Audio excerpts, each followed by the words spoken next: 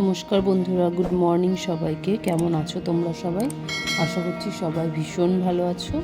আর আজকে হচ্ছে পহেলা বৈশাখ, আর এই ভিডিওটা আজকে আমি দিচ্ছি অনেক দিন বাদে। তার একটাই কারণ, নেটওয়ার্কের সমস্যার কারণে আমি ভিডিওটা আপলোড করতে পারিনি।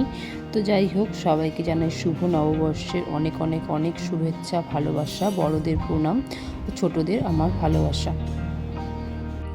আর এই পয়লা বৈশাখের দিনে আমরা বাড়ির যেখানেই থাকি না কেন সবাই একসাথে হই, সবাই একসাথে খাওয়া দাওয়া করা হয় সেদিনকে। তো বাড়িতে সে বুঝতেই পারছো প্রচুর কাজের চাপ। তো যাই হোক, ভিডিওটা কত দূর কি কন্টিনিউ করতে পারবো সেটা আমি জানি না, তবে সকালের ব্লগটা আমি করে নিচ্ছি। সকালে যতটুকু কাজ আমি দেখাতে পেরেছি ততটুকুই আমি করছি আর কি, তোমাদের সাথে শেয়ার করছি। আসলে তোমাদের সাথে প্রতিদিন ভিডিও শেয়ার করতে করতে এমন হয়েছে যে একদিন ভিডিও শেয়ার না করলে নিজেরই ভালো লাগে না। তো যাই হোক, পয়লা বৈশাখ যেহেতু, নতুন জিনিস, নতুন জামা, নতুন বিছানা চাদর, সব কিছুই নতুন নতুন, একটা বেশ ভালো লাগে। বছরের শুরুটা যদি সব কিছু সুন্দর শুরু করা যায় তবে সারা বছরটাই সুন্দর কাটে, এটা আমার ধারণা। তো যাই হোক, সকালবেলা উঠেই আগে বিছানাটা তুলে বিছানাটা চেঞ্জ করে নেব।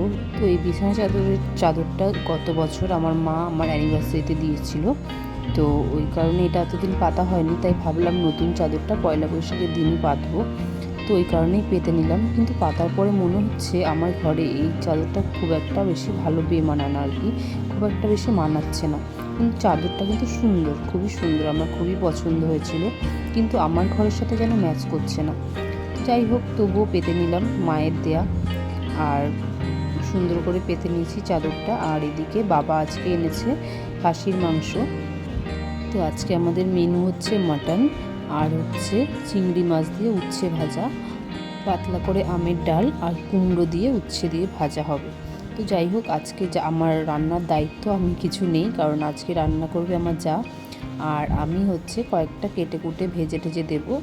তবে উচ্ছে আলু ভাজা, উচ্ছে কুমড়ো ভাজাটা আমার ভাগেই পড়েছে। আর কিছু কিছু কাজ আছে যেগুলো আমি করে রেডি করে দেবো, যেমন কেটে দেওয়া, মশলা তৈরি করে দেওয়া, এগুলো আমি ওকে করে দেবো, আর ও রান্নাটা করবে। তো মোটামুটি ওদিকে সকালে রান্নাটা চাপিয়ে দিয়েছে, কারণ আমার হাজব্যান্ড হচ্ছে থাকবে না বাড়িতে, ও চলে যাবে নেপাল। তো ওই কারণে হচ্ছে একটু তাড়াহুড়ো করে রান্নাটা বসানো হয়েছে। আর ওর জন্য এনেছে কাতলা মাছ, আর যেহেতু ও খাসির মাংস খুব একটা খায় না, তো ওর জন্য ও খাসির মাংস আনেনি, তো ওর জন্য কাতলা মাছ আনা হয়েছে, সেটাই আমি ভাজা করে দেবো। তো এদিকটায় দেখো, মেয়ে নতুন জামা পরে রেডি, ও হচ্ছে যাবে বলছে মিমির বাড়িতে। কারণ আমি বলছি এখন যাস না, বিকেলে যাস, কারণ সকালবেলায় বাড়িতে রান্না বান্না হচ্ছে, খাওয়া দাওয়া হচ্ছে, তো ও যদি চলে যায় সেখানে কেমন লাগে, তো সেই কারণে ও রাগ করে বসে আছে। সকালের কাজকর্ম যেটা ঘরের কাজ, সেটা কিন্তু মোটামুটি আমার গোছানো হয়ে গেছে। আর এদিকে দেখো, মাংসের জন্য আমি আলুগুলো ভেজে নিচ্ছি। তো রান্নাবান্না কিন্তু মোটামুটি প্রায় শেষের দিকে হয়ে এসছে। আর এসব পুরো রান্নার ভিডিওটা আমি আর কি ব্লগে দিতে পারলাম না, কারণ হচ্ছে একটু তাড়াহুড়ো ছিলাম, কারণ এদিকটায় ও চলে যাবে, আর মেয়ের দিকটাও দেখছিলাম, কারণ ওকে রেডি করা, ও হচ্ছে পয়লা বৈশাখের দিনে একটু রেডি করিয়ে দিলাম ওকে। তো আমি এদিকটা রান্নার দিকটা খুব একটা আসিনি, তো সেই কারণে ব্লগটাও সেরকম করা হয়নি। তো যাই হোক, পয়লা বৈশাখের দিনটা তো বেশ মোটামুটি ভালোই কাটলো। আর তোমাদের কেমন কাটলো সবাই কিন্তু কমেন্ট করে জানিও। আর খাওয়া দাওয়ার পরে দুপুরবেলায় এত বেশি খাওয়া দাওয়া হয়েছে, আর খাওয়া দাওয়ার পর আর সেইভাবে কিছু ব্লগে করা হয়নি। আর গরমও ঠিক তেমনটাই পড়েছে, প্রচুর গরম পড়েছে। কিন্তু যাই হোক, এই গরমের মধ্যেও রান্না করাটা যে কী চাপের সেটা শুধু আমিই বলতে পারছি। তো এইটুকু রান্নাই আমি করেছি, আর এই বেশি আমি কিছু করিনি। আর ওদিকে আমার যা হচ্ছে রান্না করেছে মাটন, আর চাটনি করেছে ওদিকে। তো দুজনে ভাগাভাগি করে রান্না করাতে রান্নাটা কিন্তু অনেকটা তাড়াতাড়ি হয়ে গেছে, আর বেশিক্ষণ কিন্তু লাগেওনি। আর হচ্ছে দেরি করেই রান্নাটা বসানো হয়েছে। সকালবেলা একটা ডালিয়া করেছিলাম, সেটা আমি আর মেয়ে আর আমার হাজব্যান্ড তিনজন আমরা খেয়েছি। আর দুপুরের জন্য রান্নাবান্না মানে জোগাড় করে দিয়েছি সাথে সাথে।